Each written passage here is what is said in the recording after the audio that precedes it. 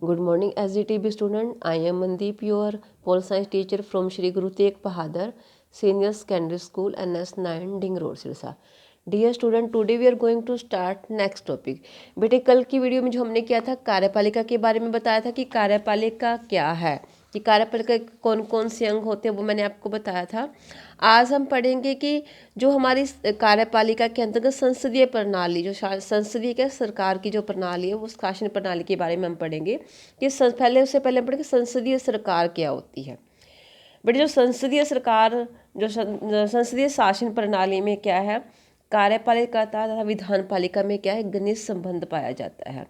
कार्यपालिका अपने कार्यों के लिए क्या विधान पालिका के प्रति उत्तरदायी होती है, और यह तब तक अपने पद पर रह सकती है जब तक किसी विधान पालिका का क्या विश्वास प्राप्त रहता है। जिस समय कार्यपालिका विधान पालिका का विश्वास खो देती है, कार्यपालिका को क्या करना पड़ता है, अपने पद से त्याग पत्र देना पड़ता है। अब जो ये संसदीय शासन प्रणाली है, ये संसदीय सरकार है, कहते हैं इसकी कौन कौन सी विशेषताएं भी होती हैं बेटे। अब इसमें देखा कि इसमें राष्ट्रपति नाम मात्र का अध्यक्ष होता है, जबकि वास्तविक कार्यकारी शक्तियां किसके हाथ होती है, प्रधानमंत्री और मंत्रिपरिषद में होती है। अब जो हमारी संसदीय सरकार है, कहते हैं कि संसदीय शासन प्रणाली में दो तरह की कार्यपालिका होती है, नाम मात्र की कार्यपालिका जो मैंने कल बताया, और वास्तविक कार्यपालिका। राज्य का अध्यक्ष क्या होता है, संवैधानिक मुखिया होता है, जबकि मंत्रिमंडल इसका क्या होता है, वास्तविक कार्यपालिका होती है। मंत्रिमंडल तथा व्यवस्थापिका में क्या एक घनिष्ठ संबंध पाया जाता है।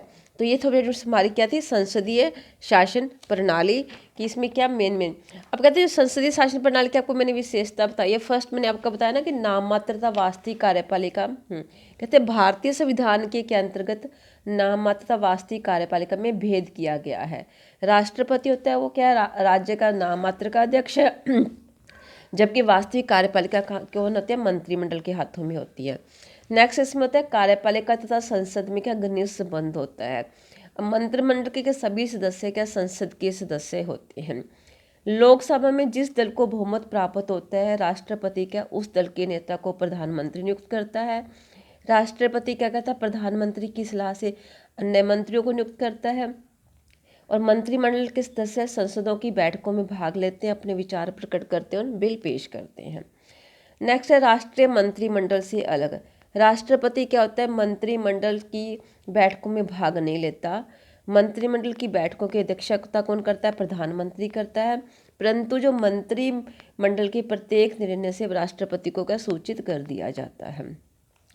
नेक्स्ट पॉइंट इसमें आएगा बेटे आपका प्रधानमंत्री का नेतृत्व, कि मंत्रिमंडल अपना समस्त कार्य क्या करता है, प्रधानमंत्री के नेतृत्व में करता है। अब नेक्स्ट इसमें देखा बेटे आपके कार्यपालिका की शक्तियाँ और कार्य, कि कार्यपालिका की कौन कौन सी शक्तियाँ होती हैं और इसके कार्य कौन कौन से हैं। फर्स्ट इसमें कूटनीतिक कार्य, प्रशासन संबंधी कार्य, सैनिक कार्य, विधायी कार्य, वित्तीय कार्य तथा अन्य कार्य। अब जो कार्यपालिका का मैंने आपको बताया था कि कार्यपालिका होती क्या है।